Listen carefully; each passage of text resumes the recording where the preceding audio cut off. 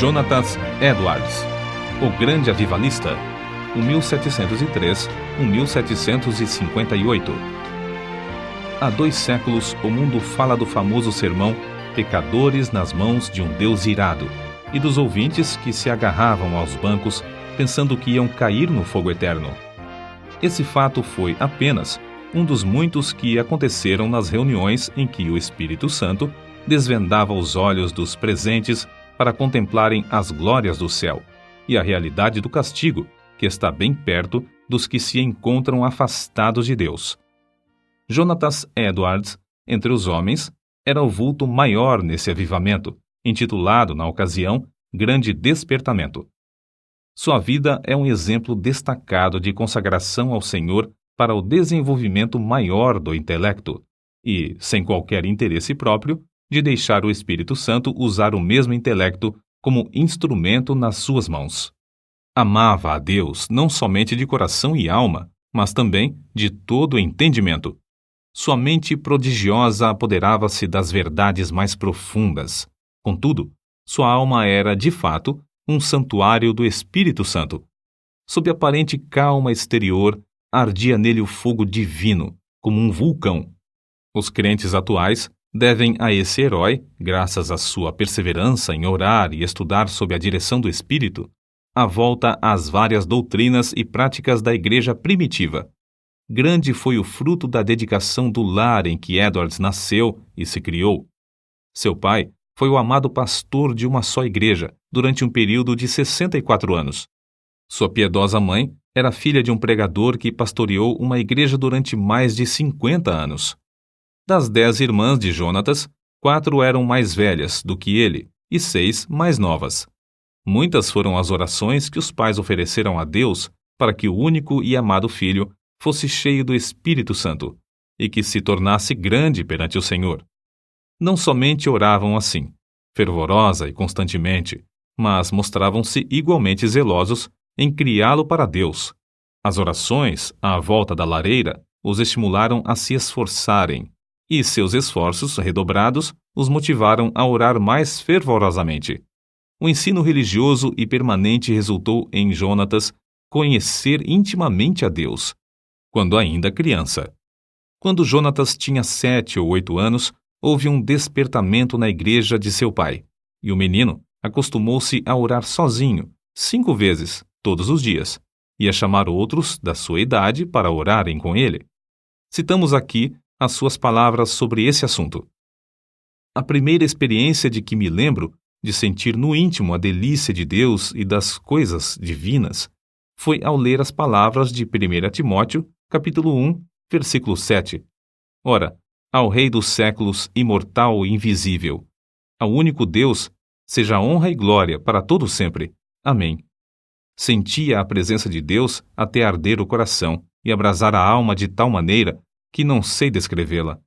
Gostava de passar o tempo olhando para a lua e, de dia, contemplar as nuvens e os céus.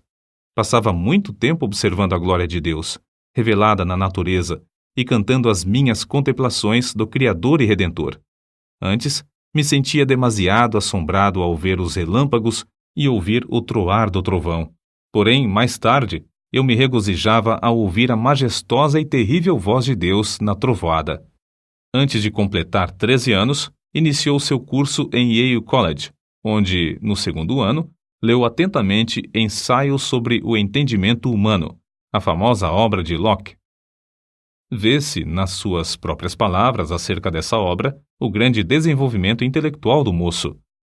Achei mais gozo nisso do que o mais ávido avarento em ajuntar grandes quantidades de ouro e prata de tesouros recém-adquiridos. Edwards, antes de completar 17 anos, diplomou-se no Yale College, com as maiores honras.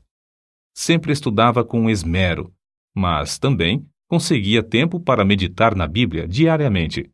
Depois de diplomar-se, continuou seus estudos em Yale durante 2 anos e foi então separado para o ministério. Foi nessa altura que seu biógrafo escreveu acerca de seu costume de dedicar certos dias para jejuar, orar e examinar-se a si mesmo. Acerca da sua consagração, com a idade de 20 anos, Edwards escreveu: Dediquei-me solenemente a Deus, e o fiz por escrito, entregando a mim mesmo e tudo o que me pertencia ao Senhor, para não ser mais meu qualquer sentido, para não me comportar como quem tivesse direitos de forma alguma, travando, assim, uma batalha com o mundo, a carne e Satanás, até o fim da vida. Alguém assim se referiu a Jonatas. Sua constante e solene comunhão com Deus, em secreto, fazia com que o rosto dele brilhasse perante o próximo, e sua aparência, semblante, palavras e todo o seu comportamento eram acompanhados de serenidade, gravidade e solenidade. Aos 24 anos, casou-se com Sarah Pierrepont, filha de um pastor, e desse enlace nasceram, como na família do pai de Edwards, 11 filhos. Por ocasião do grande despertamento, ao lado de Jonatas Edwards, estava o nome de Sarah Edwards, sua fiel esposa e ajudadora em tudo. Tal qual seu marido, ela nos serve como exemplo de rara intelectualidade. Profundamente estudiosa, inteiramente entregue ao serviço de Deus, ela era conhecida por sua santa dedicação ao lar, pelo modo de criar seus filhos e pela economia que praticava, movida pelas palavras de Cristo, para que nada se perca.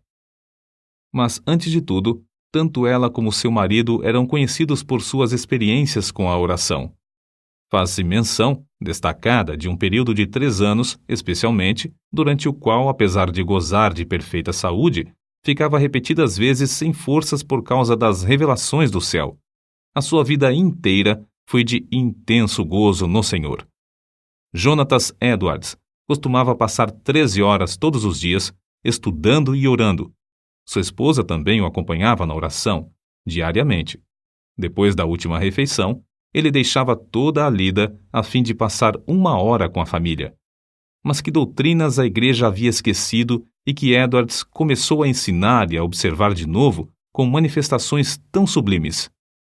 Basta uma leitura superficial para descobrir que a doutrina a qual deu mais ênfase foi a do novo nascimento, apresentando-a como uma experiência certa e definida, em contraste com a ideia da Igreja Romana e de várias denominações.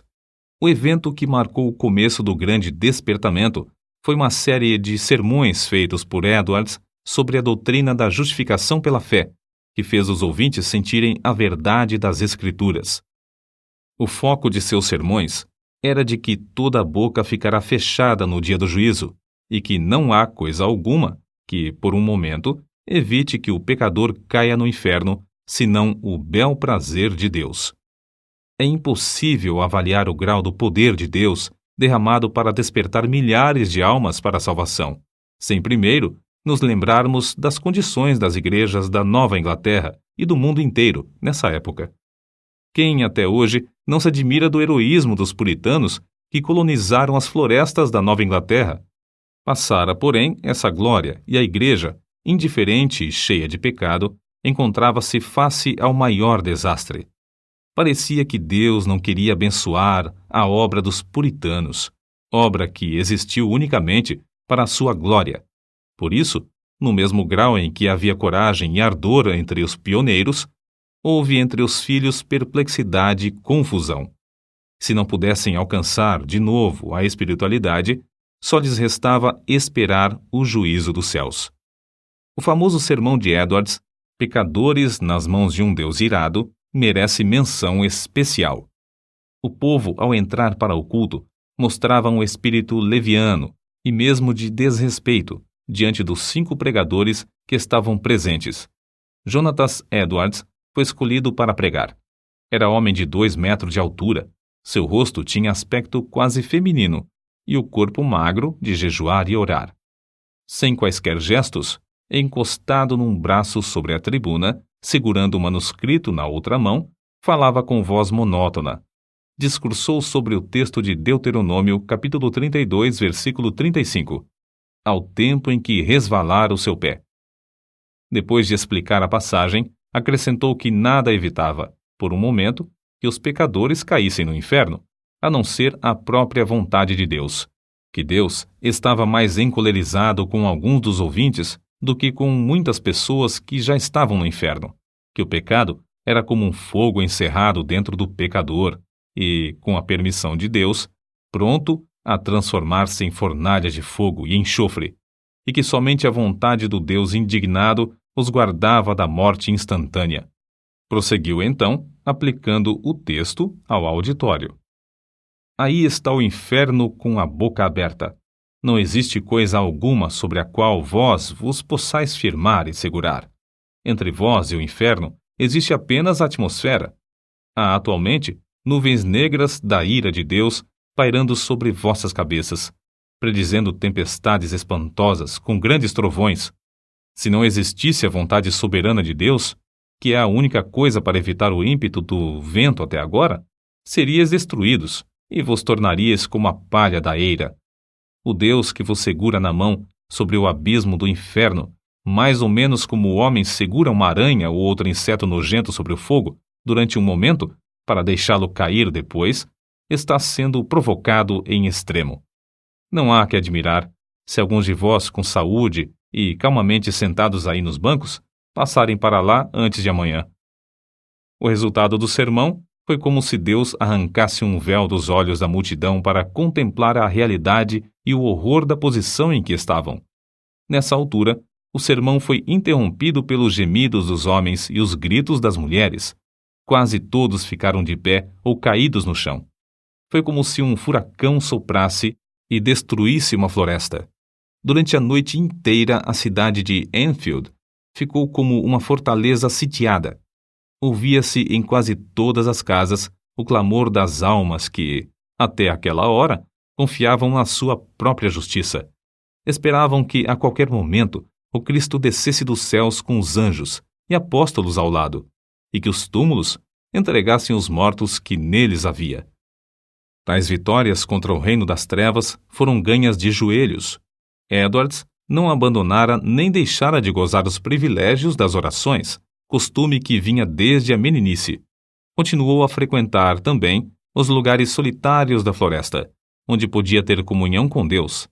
Como exemplo, citamos a sua experiência com a idade de 34 anos, quando entrou na floresta a cavalo. Lá, prostrado em terra, foi-lhe concedido ter uma visão tão preciosa da graça, amor e humilhação de Cristo como mediador, que passou 1 hora vencido por uma torrente de lágrimas e pranto.